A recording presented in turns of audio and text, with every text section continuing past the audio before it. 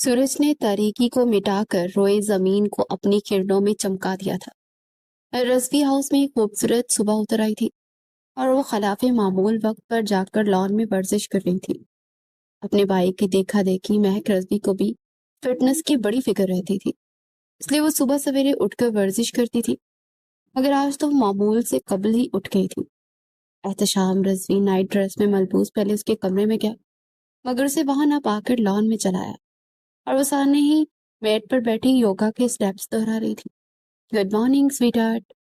एहतशाम रजवी ने बड़े लाड से अपनी छोटी और चहेती बहन के गिर्द बाजों का हिसार कायम किया तो माथे पर कटे बालों वाली इस लड़की की अहमरीन गालों पर दिलचस्प मुस्कुराहट छप दिखलाकर गायब हो गई थी। दूर हो जाए भैया, मैं आपसे बात नहीं कर रही, उसने एक अदास बेनियाजी से खफा लहजे में कहा। तो एहतशाम मुस्कुरा दिया। सॉरी बाबा, फ्लाइट 4 घंटे लेट हो गई थी। मैं रात को देर से पहुंचा इसलिए तुमसे मिल नहीं सका। वो कल रात को 3 बजे लंदन से वापस लौटा था और वो भी बिना बताए। उसे लगा वो महक को सरप्राइज देगा, मगर वहां तो वो सो रही थी, इसलिए उसने जगाना मुनासिब नहीं समझा। मगर अब भी उसे देखकर हैरान नहीं हुई थी, बल्कि नाराजगी दिखा रही थी। 4 घंटे लेट? उसने आंखें पार कर एहतशाम रजवी को देखा। आप पूरा हफ्ता लेट है। उसने एहतशाम के बाजू पर परे झटकते उसको इतला दी और उसका मुंह ओ की सूरत में सुखड़ गया। आई एम सॉरी डियर, मुझे वाकई एहसास नहीं हुआ। उसने माजरत की। तो ये वजह थी उसकी नाराजगी की, और हाँ, उसका नाराज होना बनता भी था। महक रजवी ने पानी की बोतल उठाई और 2 घूंट पीने के बाद वहां से उठकर अंदर आ गई। वो भी उसके पीछे आया। अब उसे कैसे समझाता कि लंदन में एक अहम मीटिंग के तहत उसे वहां और टाइम करना था। क्लाइंट्स ने मीटिंग को 3 सेंटर्स में तकसीम कर दिया था, इसलिए वक्त पर वहां से निकलना मुमकिन नहीं हो सका था। लेकिन ये बिजनेस की बारीकियां वो एक म्यूजिक एक्सपर्ट को समझा नहीं सकता था। वो छोटे छोटे कदम उठाता उसकी तकलीद में म्यूजिक एरिया में आया, जहां वो पियानो पर किसी गमगीन गाने की धुन बजा रही थी। स्वीट हार्ट, भैया बिजी थे, वक्त पर नहीं आ पाए। उसे हर हाल में मना लेना चाहता था। आई थिंक आप ऑफिस से लेट हो रहे हैं। उसकी उंगलियां साकत हुई और उसने रुख फेर कर स्पार्ट चेहरे से बाई को देखा। यस, मैं लेट हो रहा हूँ। ओके, खुदा हाफिज। उसने झुककर उसकी सभी पेशानी को चूमा और लंबे लंबे डग पड़ता वहां से रुखसत हो गया। उसे अब वो कैसे बताता कि इन मसाइल में गिरा हुआ है। उसके पीए ने बताया था कि उसकी जान को खतरा था, और वो जानता था कि दुश्मन अगर उस तक नहीं पहुंच पाया तो सबसे पहले उसकी कमजोरी ढूंढेगा, और अगर वो लोग वो महक तक पहुंच गए तो। इस सोच के आगे उसका दिल डूब जाता था। वो खुद तो मर सकता था, लेकिन अपनी बहन को इस जंगल में नहीं फंसा सकता था। वो इतनी कम उम्र और मासूम थी कि उसे अपने दोस्त और दुश्मन की कोई पहचान नहीं थी। एहतशाम रजी उसे सोचकर वहां से निकल आया था, और उसने महक को भी ठीक से नहीं मनाया। उसे जल्द अज जल्द ऑफिस पहुंचकर अपनी सिक्योरिटी गार्ड को अलर्ट करना था और गड़बड़ सिक्योरिटी को बढ़ाना भी था। महक की हिफाजत उसका अवलीन फरीजा था। वो आंखों की सुर्खी को सनग्लासेस से छुपाता अपनी कार में आ बैठा। ड्राइविंग सीट पर बैठते उसने कार स्टार्ट की और गाड़ी दौड़ा दी। सड़क पर वो फराटे भरने लगी। पीछे महक रजवी ने अपनी तमाम तरसियात से एहतशाम का जाना और फिर उसकी गाड़ी की आवाज सुनी। उसकी आंखें नम हो गई। भाई ने उसे ठीक से मनाया भी नहीं था। उसने सोच लिया था कि इस बार वो भी जल्दी मानने वाले नहीं है। एक तो चोरी, ऊपर से सीना जोरी। पूरे 1 हफ्ते बाद आए हैं, फिर अपनी आमद से आगाह भी नहीं किया। उसे एयरपोर्ट से रिसीव करना चाहती थी, लेकिन एहतशाम ने उससे सब कुछ मुखफ़ी रखा। वो कितनी दिन तक उससे नाराज रहना चाहती थी, और यकीनन एहतशाम को उसे राजी करने के लिए पापड़ बेलने पड़ने थे। वो तैयार होकर बालों की चुटियां बनाए, पैंट और लेडीज टी शर्ट पहने, अपना मोबाइल उठाकर बाहर निकली। रेक से जोगर निकालकर पैरों को मुक़य्यद किया और सनग्लासेस बालों में फंसाकर चाबी लेती पोर्च में आई। गाड़ी में बैठकर सीट बेल्ट बांधे हुए उसके चेहरे पर संजीदगी थी, हालांकि वो इतनी संजीदा रहने वाली नहीं थी। आंखों की सुर्खी बता रही थी कि वो काफी ज्यादा रो चुकी है। वो गाड़ी स्टार्ट किए गेट तक आई तो चौकीदार ने चौंक कर उसे देखा। मैडम, साहब ने मना किया है, आप आज बाहर नहीं जा सकती। उसने रटा रटाया जुमला दोहराया तो महक रजवी ने कांटदार नजरों से उसे देखा। मेरे बाप बनने की ना कोशिश मत किया करो, चुपचाप गेट खोलो, मुझे कॉलेज जाना है। دانت پیس کر کہا، لیکن گارڈ نے احتشام رضوی کو فون کھڑکا دیا۔ اس وقت اپنے آفس میں سیکیورٹیز کو الرٹ جاری کر رہا تھا۔ اس نے فون کاٹ دیا، لیکن جب گھنٹی پھر سے بجی تو اس نے دیکھا کہ گھر کے چوکیدار کا فون تھا، لہٰذا اٹھا لیا۔ ہاں بولو، اس نے اجلت بھرے انداز میں مخاطب کیا۔ صاحب، میڈم کہہ رہی ہیں کہ انہیں کالج جانا ہے۔ وہ بولا تو احتشام نے پریشانی سے ماتھے کی انگلیوں سے ماتھے کو دبایا۔ بات کرواؤ میری۔ مہک یقیناً اس سے زج کرنے والی تھی اور اسے سمجھ بھی نہیں سکتا تھا۔ بس بات کریں صاحب جی۔ چوکیدار نے موبائل آگے کیا۔ مجھے کسی سے بات نہیں کرنی، گیٹ کھولو، سمجھے تم؟ اس کی پاردار آواز دوسری طرف احتشام نے سنی تو سر پکڑ لیا۔ ایک کمل عقل لڑکی اس کے امتحان بن رہی تھی۔ سویٹ ہارٹ، بات مان لو بھیا کی، آج کالج مت جاؤ۔ میں نے ڈین سے بات کر لی ہے، وہ تمہاری چھٹی ایکسپٹ کر لیں گے۔ اس نے مصالحت امیز لہجہ اپنایا، لیکن میں نے تو کوئی اپلائی نہیں کیش نہیں کیا چھٹی کا۔ آج میرا ضروری ٹیسٹ ہے، اس لیے مجھے جانے دیں، وہ نروٹے پن سے کہتی اسے زج کر کے۔ گارڈ نے فون کان سے لگایا۔ اسے جانے دو اور تم اس کے پیچھے جانا، فاصلہ رکھنا تاکہ شک نہ ہو، اور ہاں، جب تک یہ کالج سے واپس نہ آ جائے گیٹ سے مت ہلنا، وہی رہ کر اس کی رکھوالی کرنا، انڈرسٹینڈ؟ اس نے سخت انداز میں اس کی تنبیہ کی تو اس نے تیزی سے سر ہلایا اور پھر فون بند کر کے جیب میں ارستے ہوئے گیٹ کھول دیا۔ مہک رضوی نے سر جھٹک کر گاڑی آگے بڑھا دی اور پھر وہ گارڈ بھی 2 منٹ میں اپنی بائک لے کر اس کے پیچھے نکل گیا۔ آج سارا دن کالج میں اس کا موڈ آف ہو رہا تھا۔ اس کی بیسٹ فرینڈ سوہا نے اس سے پوچھا، مگر اس نے سیدھے منہ جواب ہی نہیں دیا۔ جب وہ بھیا نے اس سے ناراض ہوتی تھی تو وہ یوں ہی ساری دنیا پر لعنت بیچ دیا کرتی تھی۔ اسے کوئی بھی اچھا نہیں لگتا تھا، کہیں دل نہیں لگتا تھا۔ فی الحال تو اس کا دل یہ ماننے سے انکاری تھا کہ اس بھیا نے اسے منایا نہیں تھا۔ وہ بھلا ایسے کیسے کر سکتے تھے؟ انہوں نے اسے کوئی ایک فون، کوئی ایک میسج بھی نہیں کیا تھا۔ وہ بار بار اپنا موبائل چیک کر رہی تھی، مگر بھیا کی طرف سے کچھ نہیں آیا تھا اور یہی چیزوں سے کوفت میں مبتلا کر رہی تھی۔ وہ بھیا کا پیار بھرا لمس مس کر رہی تھی، وہ بھیا کی میٹھی باتیں مس کر رہی تھی، مگر خیر اسی سبب خواہ آنکھیں بھی بھیگ رہی تھی اس کی۔ جبکہ دوسری طرف احتشام رضوی اپنی سیکیورٹی مضبوط کر رہا تھا۔ اس نے گھر کے کونے کونے میں کیمرے لگوا دیے تھے، دیواروں پر لوہے کی تاریں نصب کروا دی تھی، اور اس سارے کام میں اسے بالکل بھی وقت نہیں ملا تھا جو مہک کی خیریت معلوم کرتا۔ تاہم وہ مہک کو کالج سے لینے خود گیا تھا۔ ارادہ تھا کہ راستے میں آئس کریم کھلا کر اسے منا کر لے آئے گا، لیکن مہک اس بار اس سے پکا ناراض ہو چکی تھی۔ اس نے گیٹ سے باہر نکالی تو بھیا کی گاڑی دیکھتے اس نے منہ بسور لیا۔ احتشام رضوی نے مسکرا کر اپنی روٹی ہوئی بہن کو دیکھا، جو اسے بہن کم اور بیٹی زیادہ لگتی تھی۔ آؤ نا بابا، کب سے ویٹ کر رہا ہوں۔ اس سے پہلے کہ وہ آگے بڑھ پاتی، احتشام نے گاڑی کا شیشہ نیچے کرتے اسے مخاطب کیا۔ چہرے پر عجیب سی تھکن تھی۔ مہک کے ساتھ موجود سوہا نے اپنی آنکھوں کی سراب کیا تھا۔ احتشام رضوی کی شاندار پرسنالٹی قابل فراموش نہیں تھی، نہ جانے کب اس کے دل کی شخصیت کا اسیر ہو گیا تھا۔ سوہا نے جی بھر کے اس کی خوبرو چہرے کو دیکھا، مگر احتشام کی نظریں اپنی بہن پر ہی جمی ہوئی تھی، جو کہہ رہی تھی کہ مجھے گھر نہیں جانا، میں سوہا کے یہاں جا رہی ہوں۔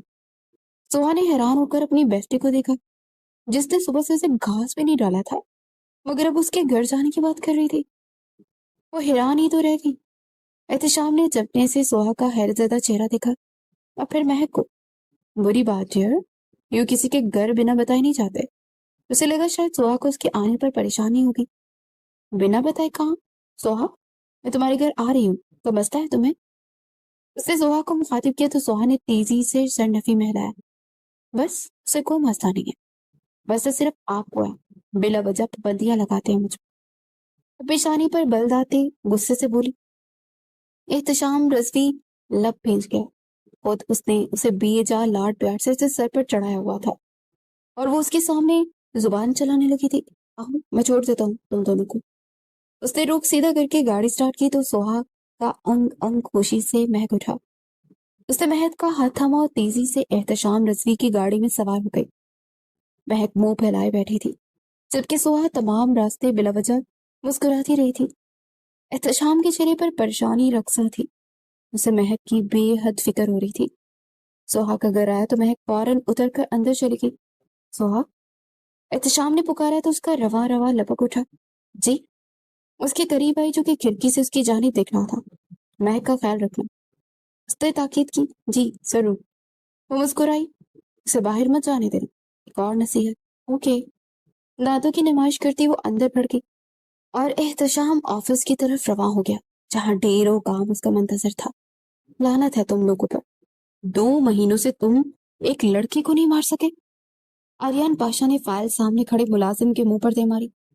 آج اس کے غصے کا گراف کچھ زیادہ ہی بڑا ہوا تھا۔ وہ اپنی ہی جان کے علاج کے لیے امریکہ گیا تھا جہاں اسے 2 ماہ لگ گئے تھے، اور وہ واپس آیا تو سب کچھ ویسے کا ویسے تھا جیسے چھوڑ کر گیا تھا۔ موت کے گھاٹ اتارنا تو دور، اس کے آدمی احتشام رضوی کا بال بھی بہکا نہیں کر سکے تھے، اور یہی بات اسے اشتعال دلا رہی تھی۔ آریان پاشا کی آنکھوں میں خون اترا، اور جب تک اسے جان سے نہ مار دیتا چین سے بیٹھنے والا وہ نہیں تھا۔ وہ ٹائی کی نوٹ ڈھیلی کرتا اپنے ملازموں کو گھورنے لگا جو آنکھیں نیچے کیے کھڑے ہوئے تھے۔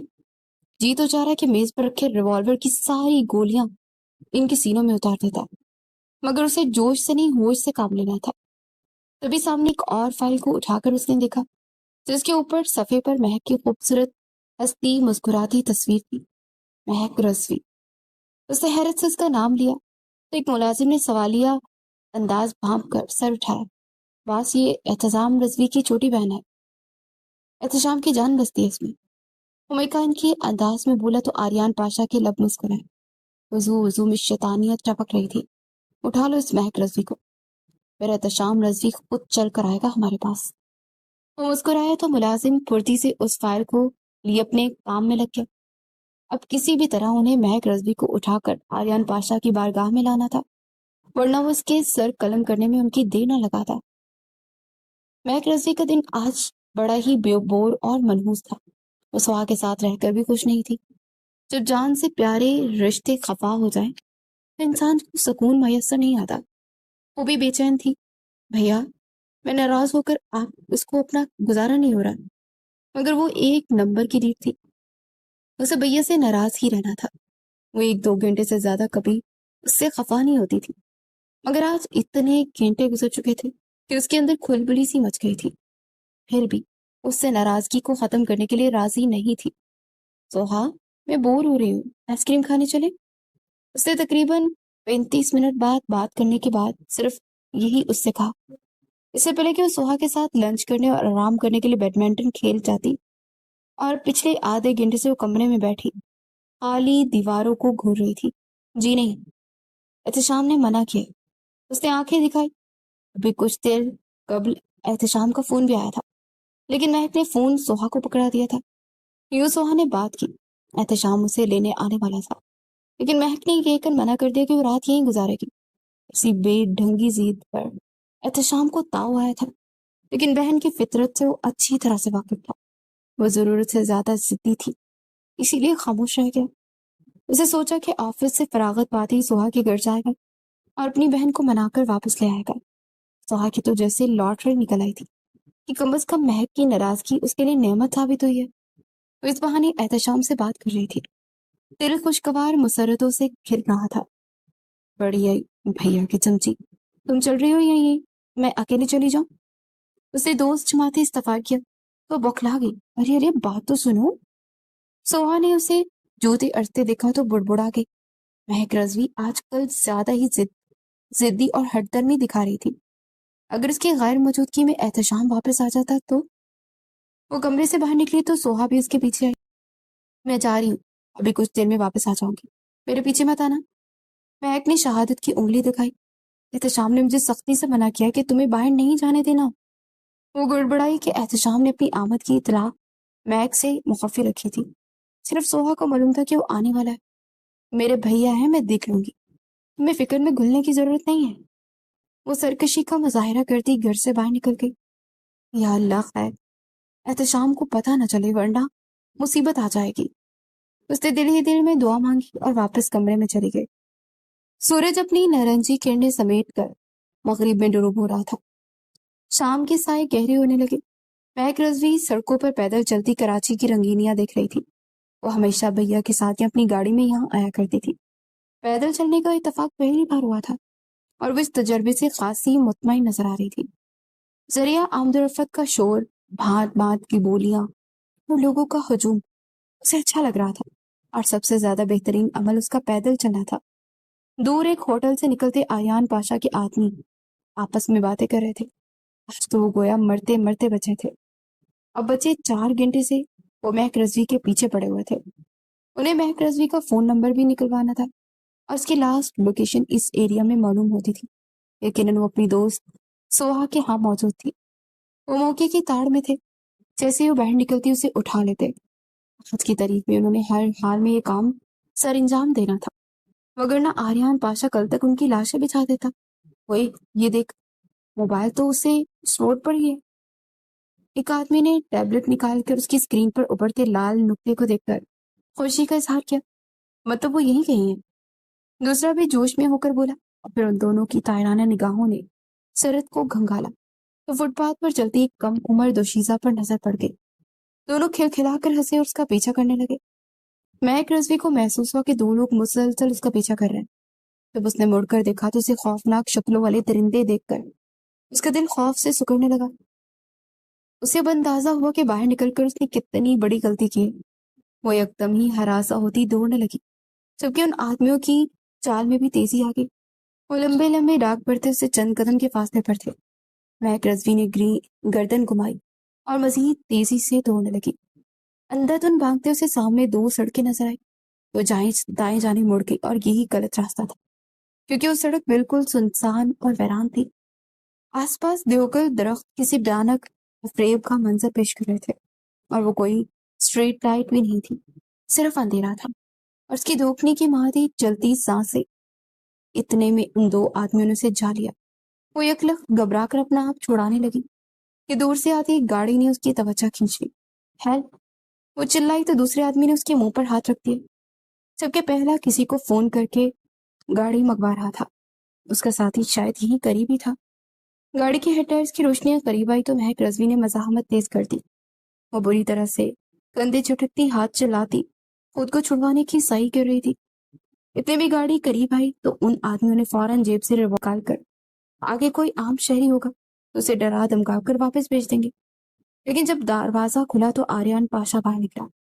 کیا ہو رہا ہے یہاں؟ اس نے اپنے آدمیوں کو بغور دیکھا، اور پھر اس لڑکی کو جو احتشام رضوی کی بہن تھی۔ ان آدمیوں نے مہک کو چھوڑ دیا، یعنی اس نے آریان پاشا کے انہیں حوالے کر دیا۔ پلیز بچائیں، یہ آدمی مجھے کڈنیپ کر رہے ہیں۔ مہک رضوی آزاد ہوتے روتی اس کے قریب آئی، پھر اس کی اوٹ میں ہو کر اس کا بازو سختی سے تھام گئی۔ آریان پاشا مسکرایا۔ شکار خود جال میں آ کر پھنس گیا تھا۔ کیوں تنگ کر رہے ہو بھائی لڑکی کو؟ آریان پاشا نے عام سے لہجے میں پوچھا، جبکہ ان کے 2 آدمیوں نے سپاٹ نظروں سے اپنے باس کو دیکھا، جس نے خود اس لڑکی کو اٹھانے کے لیے بھیجا تھا۔ جاؤ تم۔ آریان پاشا نے مسکرا کر ہاتھ کے اشارے سے ان دونوں کو چلتا کیا، تو بھی مسکرا کر آگے بڑھ گئے۔ اس کے بازو کو بنچے آنکھیں بند کیے کھڑی تھی، اس لیے اس کے مکروہ چہروں کا تبسم نہ دیکھ سکی۔ چلے گئے ہم لوگ۔ آریان نے رخ موڑتے اپنے کندھے پر اسے لگی اس طنف نازک کو دیکھا، جو کہ اس کے دشمن اول کی بہن تھی، اور وہ یقیناً احتشام رضوی کے کلیجے پر ہاتھ پڑنے والا تھا، اور وہ اپنی بہن کی خاطر اس کے روبرو ہونے سے کترانے والا بھی نہیں تھا۔ اسے زندگی میں پہلی بار اتنی خوشی محسوس ہوئی کہ اسے لفظوں میں ڈالنے سے قاصر تھا۔ مہک رضوی نے جھانک کر دیکھا، وہاں کوئی نہیں تھا، اور پھر اس کے بازو کو چھوڑ دیا۔ ٹھیک ہو؟ Thank you. اس کی جان میں جان آئی۔ چلے آئیں، میں آپ کو چھوڑ دیتا ہوں۔ اس نے فراخ دلی سے آفر کی تو مہک رضوی اس شریف النفس مانتے ہوئے سر اس بات میں ہلا گئی۔ آریان پاشا نے دروازہ کھولا اور ڈری سہمی مہک کو اپنی گاڑی میں بٹھا دیا۔ ڈرائیونگ سیٹ سنبھالتے اس نے کنکھیوں سے اسے دیکھا۔ وہ ٹیشو سے اپنا پسینہ صاف کر رہی تھی۔ اس نے پانی کی بوتل اس کی طرف بڑھائی۔ مہک نے لے کر گھٹاگھٹ سارا پانی پی لیا، اور پھر سکون بڑی سانس خارج کرتے ہوئے نارمل ہو گئی۔ تھینک یو سو مچ۔ کیا آپ مجھے میری فرینڈ کے گھر چھوڑ سکتے ہیں؟ میں یہیں پاس ہی ہوں۔ حالانکہ وہ اندھیرے میں بھاگتے بھاگتے کافی دور نکل آئی تھی۔ ان آدمیوں نے جان بوجھ کر اسے بھاگنے دیا تھا تاکہ وہ ہراساں ہو کر کسی سنسان رستے کی طرف چل پڑے اور ان کا کام آسان ہو جائے۔ جی ضرور، میں چھوڑ دیتا ہوں۔ اسے تابیداری سے ہاتھ اپنے سینے پر رکھا تو مہک مسکرا دی۔ آریان پاشا اسے اچھا لگا تھا، دل نشین نقوش کا مالک اور دل فریب سا مرد۔ اس کے آئیڈیل جیسا تھا. اس کی شخصیت بھیا سے کافی ملتی تھی، اس لیے اسے اس میں دلچسپی ہوئی. ویسے میں بھی آپ کو اغوا کر سکتا ہوں، وہ ان حماق سے ڈرائیو کرتے ہوئے بولا. یوں ہو ہی نہیں سکتا، آپ شکل سے اتنے پیارے ہیں، بالکل میرے بھیا کی طرح، اس لیے گنڈے تو بالکل نہیں لگ رہے. وہ ماتھے پر اس کے کٹے بالوں والی لڑکی معصومیت سے آنکھیں پٹپٹا کر بولی. تو آریان پاشا سن رہا کیا؟ اس لڑکی کے بھائی سے بدلہ لینے کی خاطر اسے کڈنیپ کر رہا تھا، مگر وہ اتنی معصوم تھی کہ اس کا اپنا دل ہی بے ایمان ہو رہا تھا. وہ اپنے کندھے اچکا کر اس کا لمس محسوس کر سکتا تھا. اس نازک تشیزہ کو اپنے گاڑی میں فرنٹ سیٹ پر بڑی بے خوفی سے بیٹھے دیکھ کر ایک لمحے کو اس کا دل دھڑک اٹھا. آپ کو پتا ہے میرے بھیا بہت پیارے ہیں، وہ میری ہر بات مانتے ہیں. نہیں ہر بات نہیں، ہاں کچھ کچھ بات، مطلب کبھی کبھی بہت برے بھی بن جاتے ہیں. وہ مخمسی کا شکار تھی. اسے یاد ہے کہ آج صبح سے اس کا رویہ ناقابل برداشت تھا. وہ ناراض تھی اور احتشام رضوی نے اسے منایا بھی نہیں تھا. لگتا ہے اپنے بھائی سے خفا ہے. ہاں، اس نے انگوٹھے سے داڑھی کھجاتے ہوئے اندازہ لگایا. ہاں نا، بہت زیادہ. وہ باتونی لڑکی اسے یوں باتیں کر رہی تھی جیسے برسوں کی آشنائی ہو. نام کیا ہے آپ کے بھائی کا؟ اس کا ذہن تیزی سے منصوبہ بندی کر رہا تھا. نہ جانے کہ دل نے چاہا کہ اس لڑکی کو رلانا نہیں چاہیے، اس لیے اسے ایسی راہ نکال رہا تھا جس سے اسے اپنے ساتھ بھی لے جائے اور اس کا دل بھی نہ دکھے. احتشام رضوی. اسے بڑے فخر سے اس کا نام لیا تو ارعان پاشا کو لبوں پر زہر خند مسکراہٹ پھیل گئی. ارے وہ تو میرا بہت اچھا دوست ہے، ہم دونوں ایک ہی کالج میں پڑھتے تھے. وہ ایک دم ماتھے پر ہاتھ مارتا جیسے کچھ یاد کرتے ہوئے بولا. واقعی؟ مہک کو حیرانی ہوئی. ہاں نا، ہم ساتھ پڑھتے تھے، کھیلتے تھے، اور پھر میں آسٹریلیا چلا گیا. احتشام سے کبھی ملاقات ہی نہیں ہوئی. وہ خوشگوار حیرت سے گھرتا مصنوعی محبت اسے دکھانے لگا. تو آپ میرے ساتھ چلے نا، میں بھی آپ کو بھیا سے ملواتی ہوں. وہ ایک دم خوش ہوئی، لیکن پھر اس کا جوش جھاگ کے مارے بیٹھ گیا. نہیں بلکہ ایسا کرے. وہ سوچ میں پڑ گئی. آپ مجھے نا اپنے گھر لے جائیں، میں بھیا سے ناراض ہوں نا، اس لیے آپ پلیز مجھے اپنے ساتھ لے جائیں. پھر پتہ ہے کیا ہوگا؟ مجھے ڈھونڈتے ہوئے پریشان ہو گئے اور میں آپ کے گھر رہ کر انہیں خوب تنگ کروں گی. پھر جب بھیا کو آپ کے بارے میں علم ہوگا تو بہت خوش ہو جائیں گے، ہے نا؟ وہ جیسے اپنے پلان پر بلیوں اچھلی تھی. ہاں یقین. وہ مسکرایا کہ اس پاگل لڑکی سے اسے یہی تو امید تھی. لہٰذا اسے اپنے پرسنل فلیٹ میں لایا جہاں اسے اپنے ساتھیوں کو حکم نامے جاری کرتا تھا. اس کے سارے گنڈا گرد محض احتشام رضوی کے ہی تھے. اسے مارنے کے لیے تراکیب سوچا کرتا تھا، البتہ یہ اس کا پارٹ ٹائم کام تھا. در حقیقت وہ ایک وسیع پیمانے پر پھیلے ہوئے بزنس کو دیکھتا تھا جو کہ اس کے باپ دادے کا تھا. اتنی دیر ہو گئی ابھی تک ریان نہیں آیا. نمیرہ نے اسے پیار سے ریان بلاتی تھی. ہاں نا، نکل گیا ہوگا پھر سے احتشام رضوی کو ڈھونڈنے. کتنی بار ٹوکا ہے اسے کہ چھوڑ دو اس بیچارے کی جان، مگر سنتا ہی نہیں ہے. بی جان نے کراہتے ہوئے لہجے میں کہا. وہ بیمار تھی.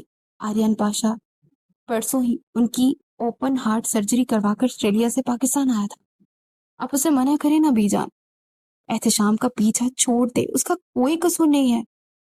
نمیرہ کی آنکھوں سے آنسو بہنے لگے. احتشام رضوی کی حفاظت اسے اپنی جان سے زیادہ پیاری تھی، مگر آریان پاشا کو یہ بات کون سمجھاتا؟ وہ اس سے 1 سال بڑی ہونے کے باوجود اس کے غصے سے اتنا ڈرتی تھی کہ کہیں سچ سامنے آئے اور سب کچھ تہس نہس ہی نہ کر دے. ہاں، کیونکہ سارا قصور تمہارا ہے نا میرا. اگر تم نے اس وقت زبان کھولی ہوتی تو آج میں تم پر فاتحہ پڑھ رہی ہوتی. می جان سچ جانتی تھی.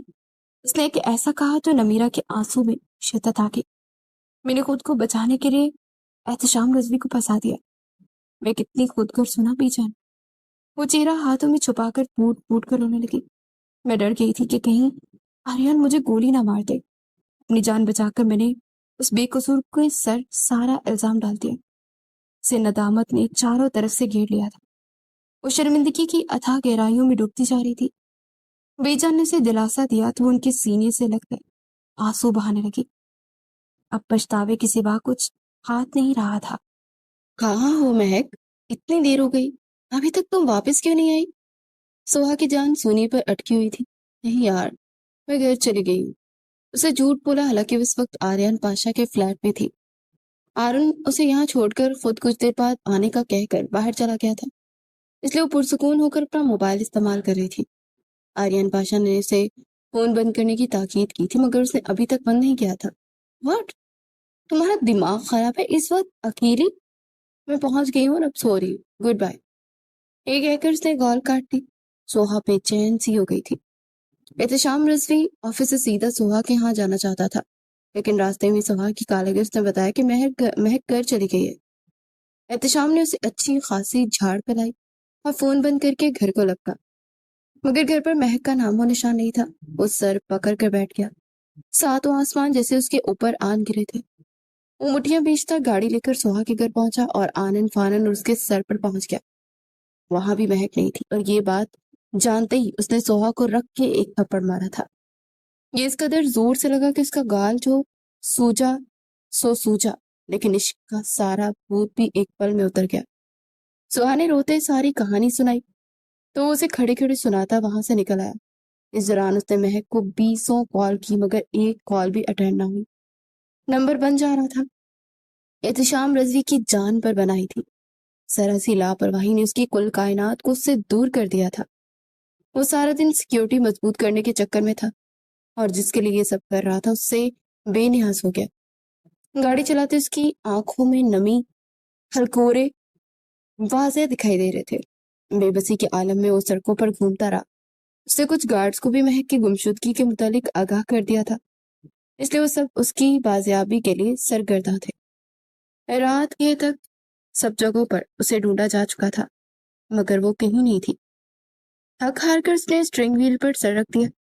چند دموں بعد سر اٹھایا اور اپنے والیٹ کو کھولا، جس کی ایک خفیہ جیب میں تصویر نکلی۔ وہ تصویر اس کی بیوی کی تھی، یعنی نمیرہ پاشا کی۔ وہ چند لمحے بے بسی والی نظروں سے اسے دیکھتا رہا، پھر والیٹ جیب میں رکھ دیا۔ میں تمہیں نہیں چھوڑوں گا آریان پاشا، اب تک صرف اپنی محبت کی خاطر تمہیں بخشتا آیا ہوں۔ تم نے میری بہن کو اٹھا کر اچھا نہیں کیا، میں تمہیں اس کی کڑی سے کڑی سزا دوں گا۔ وہ خون آشام نظروں سے سڑک پر پھیلے اندھیرے کو دیکھتا اٹل لہجے میں غرایا۔ وہ واقعی آریان پاشا کو جان سے مارنے والا تھا۔ آریان پاشا جب فلیٹ پر پہنچا تو مہک سو چکی تھی۔ اسے اس لڑکی کی معصومیت اور بھول پن پر حیرت ہوئی کہ آخر کون پاگل کسی اجنبی کے گھر یوں پھیل کر سوتا ہے۔ تاہم اس نے پہلو میں رکھا اس کا موبائل اٹھا کر باہر کھڑے آدمی کے حوالے کیا اور وہ دوسرے کمرے میں جا کر سو گیا۔ اب بازی پلٹ چکی تھی اور اس کھیل میں بہت مزہ آنے والا تھا۔ پاشا صاحب کے 2 بچے تھے، پہلی بیٹی نمیرہ پاشا اور دوسرا بیٹا آریان پاشا۔ ان کی بیوی انتقال کر چکی تھی اور گھر میں ایک ماں تھی جنہیں سب بی جان کہہ کر پکارتے تھے۔ بی جان نے آریان اور نمیرہ کی پرورش کی، انہیں ماں کی کمی محسوس نہ ہونے دی۔ گھر میں روپیہ پیسہ بھی عام تھا، اس لیے بچوں کو کوئی خواہش ان کی ادھوری نہ رہی، اور یہی وجہ تھی کہ وہ دونوں کافی ہر درم اور باغی ہو گئے تھے۔ بے تحاشا دولت نے ان کا دماغ خراب کر دیا تھا۔ ان دنوں نے میرا کالج جایا کرتی تھی جب اس کے پاس ایک امیر زادے کا رشتہ آیا۔ پاشا صاحب کو کوئی اعتراض نہیں تھا، اس لیے انہوں نے ہاں کر دی، لیکن نمیرہ ابھی شادی نہیں کرنا چاہتی تھی۔ اسے کالج کے بعد یونیورسٹی میں داخلہ لینا تھا اور ابھی بہت آگے جانا تھا، لیکن وہ شادی نہیں کرنا چاہتی تھی۔ تاہم اس کا انکار کسی کھاتے میں نہ لایا گیا اور پاشا صاحب نے شادی کی تیاریاں شروع کر دی۔ ویسے بھی اہلیہ کی رحلت کے بعد وہ رنجیدہ اور زندگی سے بیزار رہتے تھے۔ ایسے میں انہیں آریان سے زیادہ نمیرہ کی فکر تھی۔ زندگی کا کوئی بھروسہ نہیں تھا اور وہ نمیرہ کے فرض سے آزاد ہونا چاہتے تھے۔ تاہم نمیرہ انہیں سمجھنے کے بجائے ہتھے سے اکھڑ گئی۔ اس نے اپنے کالج فیلو کے ساتھ ملا کر گھر سے بھاگنے کی پلاننگ کر لی اور عین برات والے دن گھر سے بھاگ گئی۔ جب وہ اپنے کالج فیلو کے پاس گئی تو اس کی مدد کرنے سے انہوں نے انکار کر دیا۔ اس لڑکی کے گھر والوں نے نمیرہ کو پناہ دینے سے صاف انکار کر دیا۔ نمیرہ پاشا کے ہاتھوں کے طوطے اڑ گئے، سر پر کالا آسمان اور پیروں تلے سخت پتریلی بے رحم زمین۔ ایسے میں وہ تنہا جاتی بھی تو کہاں، کلاس فیلو احتشام رضوی کے پاس گئی جو اپنے گھر سو رہا تھا، اور اسے دیکھ کر وہ گھبرا گیا۔ اس کی مدد کرنے کو تیار تو ہو گیا، مگر اسے اپنے گھر بنا کسی رشتے کے نہیں رکھ سکتا تھا، جبکہ مہک بھی اس کے پاس نہیں تھی۔ وہ بورڈنگ اسکول جاتی تھی، تاہم نمیرہ کو اعتراض نہ ہو اس نے بخوشی احتشام سے نکاح کر لیا۔ اسے اپنے گھر سے ملکہ انیکسی میں لے کر آئی اور اس کے بارے میں مہک کو بھی خبر نہ ہونے دی، کیونکہ وہ بھی 12 سال کی تھی۔ یہ وہ دن تھے جب پاشا صاحب کے آدمی بو کے کتوں کی طرح نمیرہ کی تلاش میں تھے، اور جب انہیں نمیرہ ملی تو اس نے رو رو کر آریان سے کہا کہ احتشام نے اسے اغوا کیا تھا اور اس کام میں اس کی کالج فیلو بھی ساتھ تھی۔ اپنے نکاح کے متعلق اس نے کچھ نہیں کہا تھا۔ آریان پاشا زخمی شیر کی مانند اس پر جھپٹا تھا۔ دونوں گتھم گتھا ہوئے اور احتشام مار کھاتا رہا۔ اسے نمیرہ سے بے وفائی کی امید نہیں تھی، اس نے تو اس کی مدد کی تھی، مگر وہ الٹا اسے ہی پھنسا گئی تھی۔ آریان پاشا نے گولی چلائی جو اس کے بازو میں لگی، وہاں سے فرار ہو گیا۔ نمیر بھائی کے گلے لگ کر خوب روئی۔ در حقیقت تو اسے بھی محبت ہو چکی تھی احتشام رضوی سے۔ دونوں 7 دن ایک ساتھ رہے تھے اور اس دوران احتشام نے نمیرہ کو رنگ ڈھنگ ہی بدل دیے تھے۔ اس پر چاہت کی ان گنت افسانے لکھے تھے۔ ان کی محبت لازوال تھی۔ جب کہ نمیرہ نے اپنی آنکھوں کے سامنے آریان کو دیکھا تو اس نے اپنی جان کے لالے پڑ گئے، اس نے جھوٹ بول دیا۔ البتہ جب آریان نے احتشام پر گولی چلائی تو درد اسے بھی ہوا تھا، جبھی تو دہاڑے مار کر روئی تھی۔ اس کے بعد احتشام نے کبھی نمیرہ سے ملنے کی کوشش نہیں کی۔ نمیرہ نے اسے ڈیروں خط لکھے مگر ایک جواب بھی نہ آیا۔ وہ اپنی بہن کو لے کر اٹلی چلا گیا اور اب سالوں بعد یہاں واپس آیا تھا۔ اپنے بزنس کے جانے مانے برانڈ کے ساتھ اس نے پچھلے چند ماہ پہلے اپنی پہچان بنائی تھی۔ وہ آریان پاشا سے کئی گنا بہترین بزنس مین تھا۔ آریان پاشا اتنا اچھا بزنس مین اس لیے نہیں تھا کیونکہ اس کی ساری توجہ احسان رضوی کی جان مارنے پر لگی تھی۔ وہ مسلسل اس کے قتل کے منصوبہ بندی میں غرق رہتا تھا۔ ایسے میں نمیرہ اسے بتا نہیں پائی کہ احتشام اس کا شوہر تھا، کیونکہ نتیجہ پھر بھی وہی نکلتا۔ بی جان نے بھی نمیرہ کو منع کیا تھا کہ اور آریان کا پاشا کو کچھ نہ بتائے۔ پاشا صاحب کو ویسے ہی کئی سال پہلے قدرتی موت ہو گئی تھی، اس لیے وہ دونوں بہن بھائی بی جان کے سہارے جی رہے تھے۔ نمیرہ نے سارے زندگی شادی نہ کرنے کا فیصلہ کیا اور آریان پاشا نے کبھی اسے اس عمر کے لیے مجبور بھی نہیں کیا۔ اس کا خیال تھا کہ شاید احتشام رضوی نے اس کے ساتھ کچھ ایسا بھیانک کیا تھا کہ وہ شادی کے نام سے بھی خال کھاتی تھی۔ آریان پاشا نے کئی سال بعد پھر سے احتشام رضوی پر حملہ کروایا جب وہ ایئرپورٹ پر موجود تھا۔ تاہم ضروری میٹنگ کے باعث وہ فلائٹ کینسل نہیں کر سکتا تھا، اس لیے جانا پڑا، جبکہ لندن میں بھی وہ اس حملے پر ہی سوچ رہا تھا کہ کرن آریان کو اس کا پتہ نکل چکا تھا، اس لیے وہ میٹنگ ختم ہونے کے باوجود وہیں ٹھہرا اور پاکستان میں کسی کو بھی اطلاع دیے بغیر وہ رات کو 3 بجے یہاں پہنچا تھا۔ اس سے زیادہ اپنی بہن کی فکر تھی اسے۔ اگر آریان پاشا اسے کھوج چکا تھا تو یقیناً مہک کے بارے میں بھی جان چکا ہوگا، اور احتشام رضوی اپنی بہن کو بچانے کے لیے کسی بھی حد تک جا سکتا تھا۔ وہ سو رہی تھی جب آریان پاشا اس کے سر پر آن کھڑا ہوا۔ وہ بالکل خاموشی سے اسے دیکھ رہا تھا، یوں جیسے خود کو سمجھا رہا ہو کہ یہ بدلہ اب لینے کا وقت تھا، مگر دل اس بات سے انکاری تھا۔ اسے احتشام کی بہن کی عزت پر ہاتھ ڈالنا تھا، مگر وہ اتنی معصوم تھی کہ پورے قد سے اس پر فدا ہو بیٹھا تھا۔ اس وقت اسے خود پر غصہ آ رہا تھا، لہٰذا دل پر پیر رکھ کر اس نے دماغ کی سنی اور اس پر جھکا، لیکن اس لمحے مہک کی آنکھ کھل گئی۔ اسے خود پر جھکا دیکھ کر وہ حواس باختہ ہوئی اور کرنٹ کھا کر دور ہوئی۔ شش! آریان پاشا نے اس کا بازو تھام کر اسے خاموش رہنے کو کہا اور پھر کھڑکی کی طرف اشارہ کیا جہاں گلہری پنجوں میں بیڑ لیے دانتوں سے اتر رہی تھی۔ مہک کے منہ سے دلخراش چیخ نکلی اور وہ فوراً سے آریان پاشا کے ساتھ لگ گئی۔ اس کی شرٹ کو مٹھیوں میں بینچی وہ بالکل ایک بچے کی طرح رونے لگی۔ اس کی ضبط کی تنابیں ٹوٹ گئی تھی اور وہ مٹھیاں بیچتا اس سے خود سے دور کر گیا۔ نہ جانے کیوں دل اتھل پتھل سا ہوا تھا۔ پھر آگے بڑھ کر اس نے گلہری کو اس کی دم سے پکڑا اور درخت پر پھینک دیا، جس کی شاخیں کھڑکی سے اندر جھانک رہی تھی۔ مہک بیڈ سے اٹھ کر صوفے پر جا بیٹھی اور آنکھیں پھاڑے ہی کاروائی دیکھنے لگی۔ میں ناشتہ لے کر آتا ہوں آپ کے لیے، صبح ہو چکی ہے اور کوئی بات سمجھ نہ اسے آئی تو وہ یہی کہہ سکا، ہاتھ دھو کر لائیے پلیز۔ اس پر آریان پاشا کے لبوں پر مبہم سی مسکراہٹ آئی اور وہ سر ہلا گیا۔ جب وہ ناشتہ لے کر آیا تو مہک کے چہرے پر جھنجھلاہٹ تھی۔ میرا موبائل کہاں ہے؟ ناشتہ کرتے اس نے پوچھا۔ یہی ہوگا، وہ انجان بنا۔ نہیں ہے، سب جگہ دیکھ لے، یہی رکھ کر سوئی تھی میں۔ ہو سکتا ہے وہ گلہری لے گئی ہو یا پھر کوئی اور جانور۔ اس نے گدے گھوڑے بیچ کر سو رہی تھی نا آپ۔ ویسے بھی رات کو کسی کام سے میں باہر گیا ہوا تھا، اپارٹمنٹ لاک نہیں تھا۔ اس نے مصنوعی تشویش ظاہر کی۔ پھر ضرور کوئی چور اٹھا کر لے گیا ہوگا۔ وہ منہ بسور کر بیٹھی۔ اس کا موبائل آپ نے اگر اپنے بھیا سے بات کرنی ہے تو میرے موبائل سے کر لیں۔ آریان پاشا نے اپنا موبائل پیش کیا تو اس نے فوراً جپٹ کر احتشام رضوی کا نمبر ملایا۔ بس اس سے زیادہ اس سے ناراض نہیں رہ سکتی تھی۔ ہیلو بھیا۔ اس کی کھنکتی آواز سن کر احتشام رضوی کھڑک کر رہ گیا۔ وہ کل سے سویا نہیں تھا اور نہ ہی کچھ کھایا تھا۔ وہ اور اس کی تعینات شدہ سیکورٹی گارڈ مسلسل اسے ڈھونڈ رہے تھے۔ سویٹ ہارٹ کہاں ہو؟ آواز میں گلی پریشانی پر مہک نے لب پیچھے۔ میں ٹھیک ہوں بھیا، بس میں آپ کو تنگ کری تھی، مجھے منایا نہیں نا آپ نے، اس لیے تھوڑی سزا دینے کا سوچا۔ وہ مسکرائی کہ واقعی اس کی گمشدگی نے بھیا کی بہن بجا دی تھی۔ بابا بابا کہاں ہیں؟ بتاؤ، میں تمہیں لینے آتا۔ اور یہ کس کے نمبر سے کال کر رہی ہوں؟ تمہارا اپنا موبائل کہاں ہے؟ اس کا بس نہیں چلتا تھا کہ سارے سوالات ایک ساتھ ہی ایک سانس میں پوچھ ڈالتا۔ وہ چوری ہو گیا، یہ ایک دوست کا نمبر ہے۔ مہک نے مسکرا کر آریان کی طرف دیکھا تو وہ بھی مسکرا دیا اور اشارے سے موبائل طلب کیا، چونکہ مہک نے فوراً پکڑا دیا۔ یہ میرا نمبر ہے احتشام، اس نے مسکرا کر کہا۔ میں آریان پاشا بات کر رہا ہوں، تمہاری بہن میرے پاس ہے۔ اس کی آنکھوں کی چمک دیکھنے لائق تھی۔ دوسری طرف احتشام کوئلوں پر لوٹ گیا۔ آریان پاشا، تمہاری اتنی ہمت؟ اس کی دہاڑ پر وہ کان سے موبائل کو پڑے کھسکا گئے۔ اف، اتنا اونچا مت بولو، میں اسپیکر پر ڈال رہا ہوں، اپنی بہن کو بتاؤ کہ تم کیا کہہ رہے ہو۔ اسے تجسس ہو رہا ہے۔ اسپیکر کا بٹن آن کر کے اس نے موبائل میز پر رکھتے ہیں۔ گھٹیا انسان، میری بہن کو ایک بھی خراش آئی نا، میں تمہاری نسلیں برباد کر دوں گا۔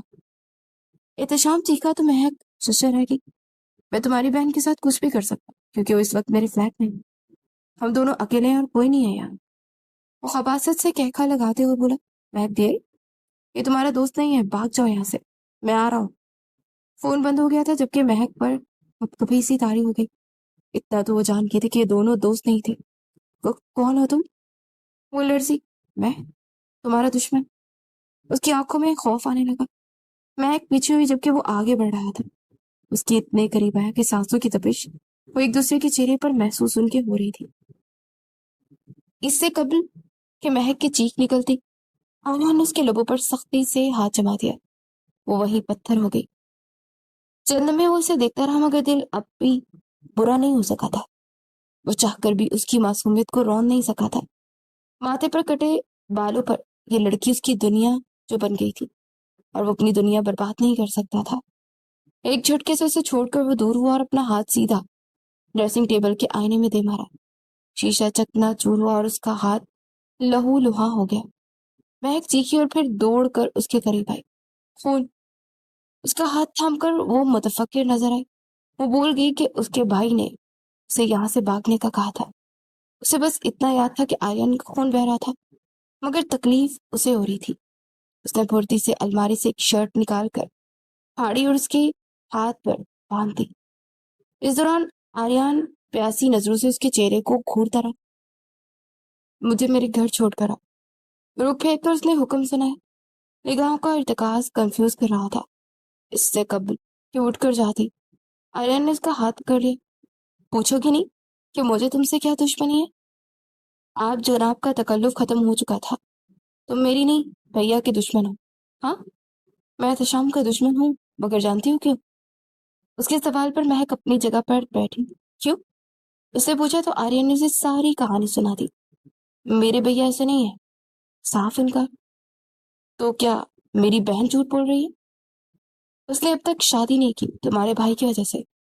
بھیا بھی تو شادی نہیں کرے، اس کی وجہ کم از کم میری بہن نہیں ہو سکتی۔ اس نے ترک کر کہا، مجھ سے کیا چاہتے ہو؟ وہ سنجیدہ ہوئی۔ بدلا، لفظی جواب۔ ٹھیک ہے، پھر میں مجھ سے نکاح کر لو، کیونکہ میں تمہیں اپنے ساتھ کچھ بھی غلط کرنے نہیں دوں گی۔ اس کی آنکھوں میں موتی چمکے تو آریان پاشا سے دیکھ کر رہ گیا اور اس کا ہاتھ تھامے وہ فلیٹ سے باہر نکل گیا۔ جب احتشام رضوی یہاں پہنچا تو فلیٹ خالی تھا۔ پھر اس نے سالوں کی اوڑی شرافت کا چغما اتار پھینکا اور سیٹ پاشا ہاؤس روانہ ہو گیا۔ گیٹ پر مسدد گارڈ کو زخمی کر کے اس نے اندر کی جانب پیش قدمی کی۔ بے جان لاؤنج میں ہی بیٹھی تصویر کے دانے گر رہی تھی کہ احتشام کو دیکھ کر چونکی۔ وہ یوں اچانک کیا؟ ان کا دل دھک سے رہ گیا۔ آریان! وہ آتے ہی چلائے تو بی جان دہل گئی۔ آریان کہا ہے؟ وہ بی جان کی جانب لپکا۔ मैं उसे जिंदा नहीं छोड़ूंगा। कहाँ है वो? उस पर दीवानगी सवार थी। मेरा पाशा ने उसकी आवाज सुनी तो दौड़ कर आई। एहतशाम। उसे देखकर वो जब्त कायम न रह सका। वो वार फदगी से उसके गले लग गई, लेकिन उस पल एहतशाम रजवी ने उसे दूर झटक दिया। मक्कार लड़की, ये सब तुम्हारा किया धरा है। तुमने तुमने ही बरगलाया ना आर्यन को। तुम दोनों मिले हुए हो। बताओ मेरी बहन कहाँ है? उसने नमीरा को गर्दन से दबोच लिया।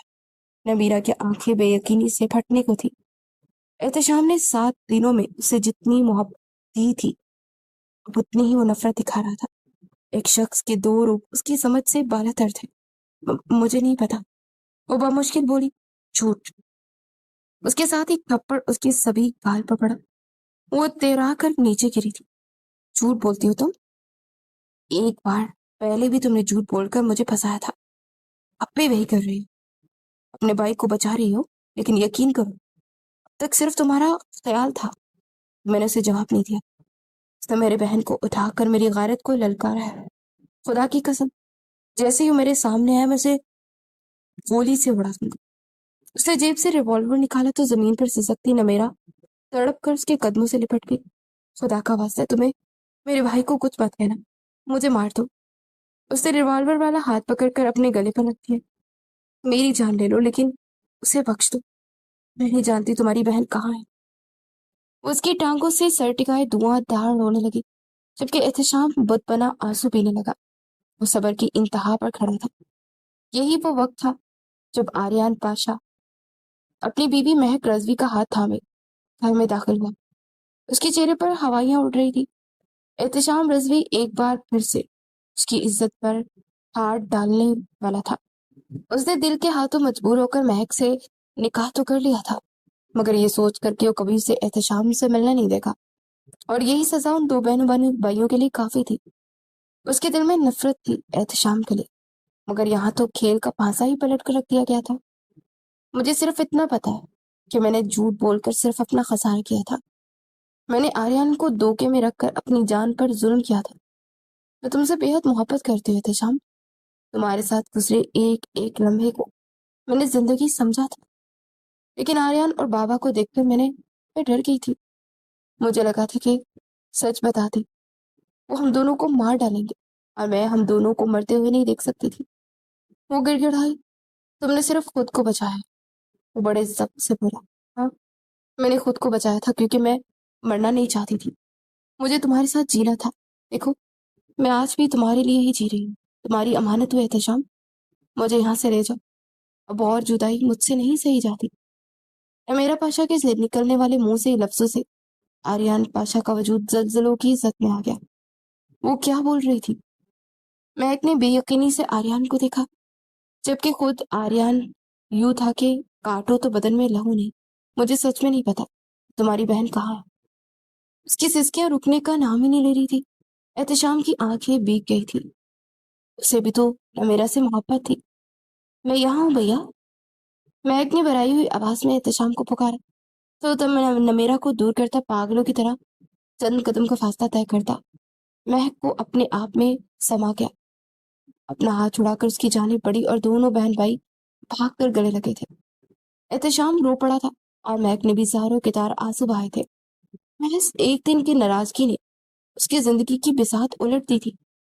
पहली बार भैया से इतनी नाराज हुई थी, और किस्मत ने उसे कहां से कहां ला पटका था। अगर उसे कुछ भी मालूम होता तो वो कल कॉलेज के लिए ना निकलती। वो कभी सुहा के घर ना जाती, और ना ही सड़क पर चहल कदमी करती। आर्यन पाशा ने उसकी पहचान बदल डाली थी। वो अपने भाई के कसूरवार को समझकर उससे निकाह कर बैठी थी।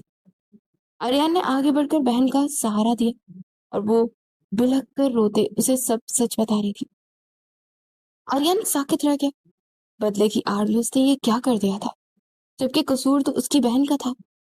एहतशाम रजवी वाकई मर्द था जिसने उसकी बहन से निकाह करके इस रिश्ते को निभाया था, महज इसलिए कि उसने कभी आर्यन के हमलों का पलट कर जवाब भी नहीं दिया था, क्योंकि वो नमेरा का भाई था, और वो नमेरा से जुड़े किसी भी रिश्ते को नुकसान नहीं पहुंचाना चाहता था।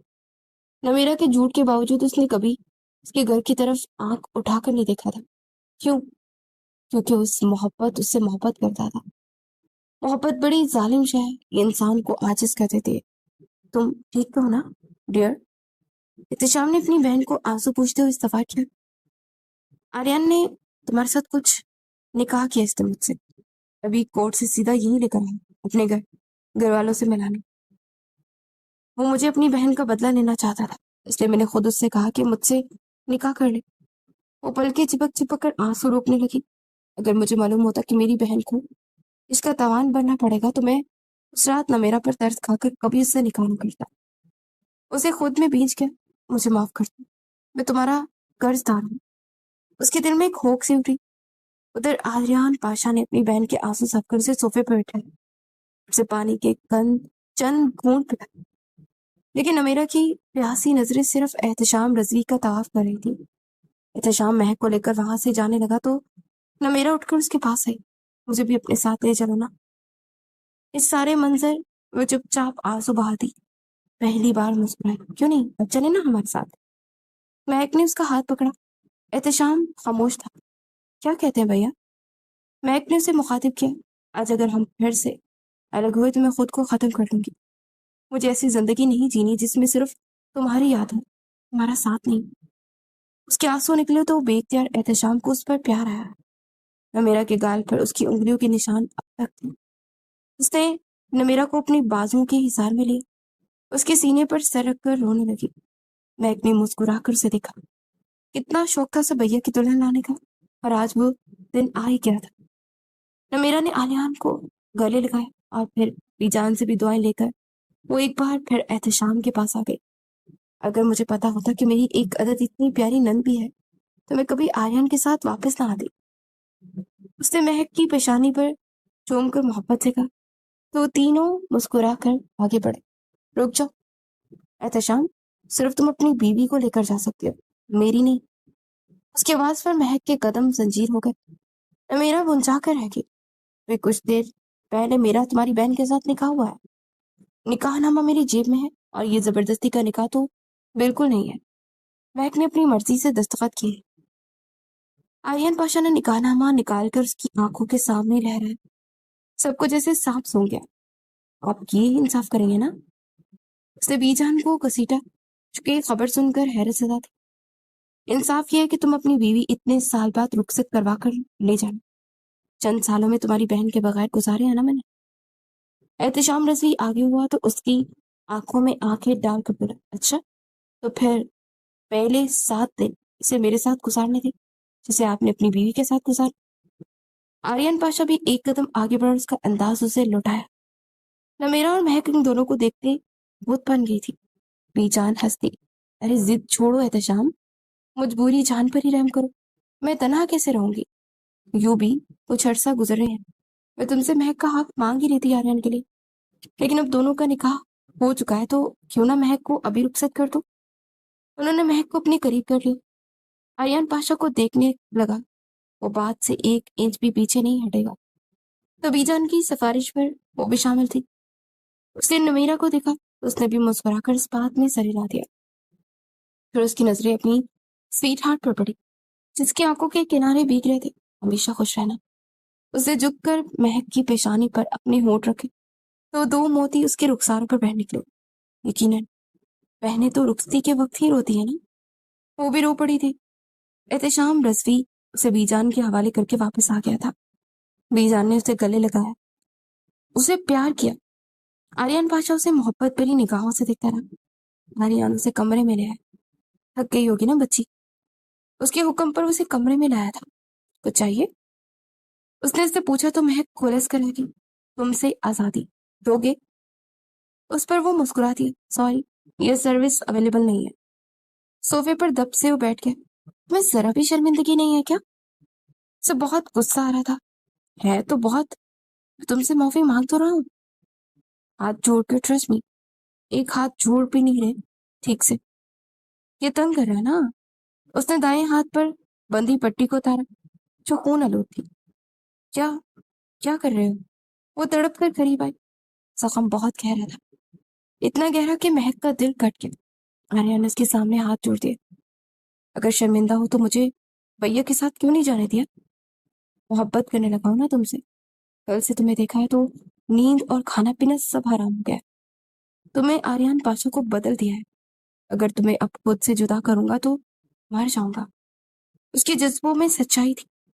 آریان پاشا نے اس کی پیشانی پر دہکتے اپنے لب رکھے تو پلکیں میچ گئی اور اس کے دور ہوتے ہی وہ اس کے سینے سے لگ گئی. مجھے بھی تم سے محبت ہے آریان. بھیا کے بعد سب سے زیادہ مطمئن تمہارا ساتھ نے کیا ہے مجھے. اس مکمل اظہار پر وہ مسکرا دیا. کیا اس کی زندگی نے مسکراہٹوں کا در واہ کر دیا تھا.